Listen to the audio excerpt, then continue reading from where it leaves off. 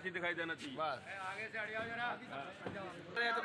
ग्वालियर दक्षिण विधानसभा 17 से अपना पर्चा दाखिल करने पहुंचे कांग्रेस विधायक प्रवीण पाठक ने भारतीय जनता पार्टी पर निशाना साधते हुए कहा है कि भारतीय जनता पार्टी जीतती रही, उनका प्रत्याशी जीतता रहा, लेकिन ग्वालियर दक्षिण की जनता हारती रही।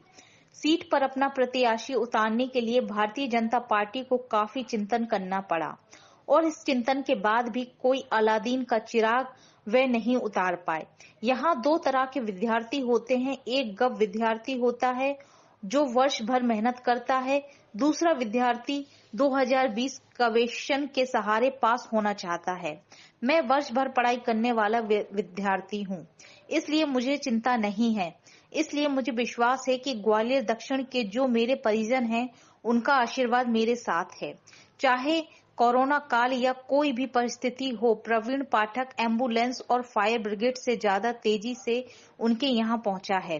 कलेक्ट्रेट में प्रवीण पाठक के साथ कांग्रेस के जिला अध्यक्ष के साथ अन्य कांग्रेस नेता उपस्थित रहे। ईश्वर की शपथ लेता हूं, पूरी तरह से पुष्टि करता हूं कि मैं विधि द्वारा स्थापित भारत के संविधान के प्रति सच्ची श्रद्धा और निष्ठा रखूंगा। देखिए, मैं तो पिछले 5 वर्ष से लगातार ग्वालियर दक्षिण विधानसभा के अपने परिजनों के साथ, और ग्वालियर दक्षिण विधानसभा का एक एक परिजन इस बात को जानता है कि एम्बुलेंस से और फायर ब्रिगेड से पहले ग्वालियर दक्षिण का बेटा संकट के समय में उनके पास पहुंचा।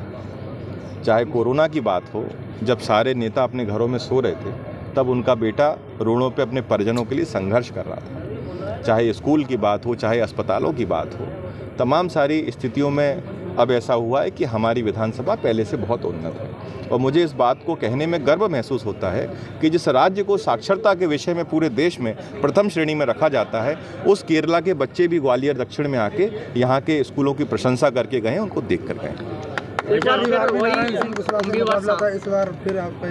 देखिए, मैं जिंदगी में मुकाबलों में और लड़ाई में, झगड़े में, युद्ध में, इनमें सब में विश्वास नहीं रखता।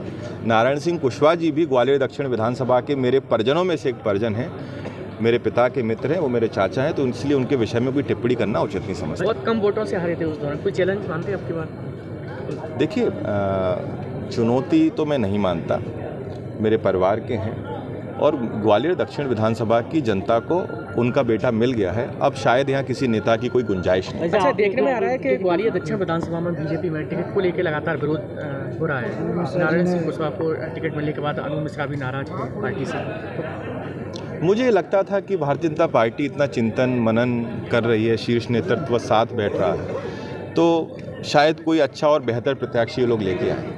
मुझे इस बात की आत्मिक तौर पर तकलीफ है और दुख भी है कि जिस प्रकार का प्रत्याशी उन्होंने अपने दल से उतारा है, 15 साल उन्होंने क्या कार्य किया ये पूरा ग्वालियर शहर जानता है। मंत्री रहते भी उनकी आप सबकी बाइट्स मैंने देखी हैं जिसमें उन्होंने कहा है कि मेरी कोई सुनता नहीं है। उन्हें कोई सशक्त प्रत्याशी उतारना था जो वास्तव में दक्षिण विधानसभा के भविष्य के बारे में सोचता, पर दुर्भाग्य है कि इतनी मेहनत के बाद कोई अच्छा प्रत्याशी वो नहीं लेके आ पाए, और लेके आ भी नहीं पाएंगे। लेके आके इसलिए नहीं पाएंगे क्योंकि पिछले 20 वर्षों से ग्वालियर दक्षिण विधानसभा के जो परिजन हैं वो उनको आशीर्वाद दे रहे हैं।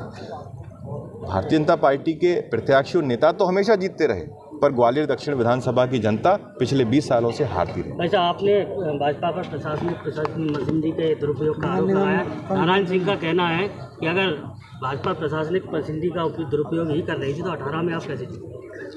देखिए, बात यह है कि यदि कोई चांद की बात कर रहा है और उत्तर कोई सूरज पर दे, कोई पूछे कि चांद का टेम्परेचर क्या है, उत्तर कोई सूरज का टेम्परेचर पर दे, तो इस पर तो मैं कोई टिप्पणी करना नहीं चाहता। जहाँ तक बात है भाजपा की, तो मैंने स्पष्ट तौर पर आरोप लगाया है और अभी भी आरोप लगाता हूँ कि municipal commissioner Harsh Singh Bharatiya Janata party के एजेंट बन के ग्वालियर में काम कर रहे हैं और अनावश्यक तौर पर रोडों पर खुदाई करा रहे हैं। इलेक्शन कमीशन ने उन पर जांच बिठाई है।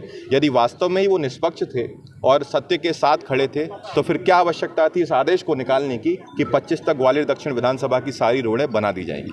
क्यों इस प्रकार का रवैया उनका कांग्रेस पार्टी के विधायकों के साथ है? किसी भी प्रशासनिक अधिकारी को इस प्रकार का स्वभाव, व्यवहार और कार्यशैली शोभा नहीं देती है। मेरी आपके नाते उनको सलाह है कि ये गणेश परिक्रमा बंद करें, नेताओं के चक्कर लगाना बंद करें। ईश्वर की कृपा से, उनके पूर्वजों के आशीर्वाद से उनको देश की सर्वोच्च सेवा में एक प्रतिनिधि के तौर पर मौका मिला है और वो अच्छे तरीके से जनता की सेवा करें, किसी पार्टी के दलाल बन के काम ना करें।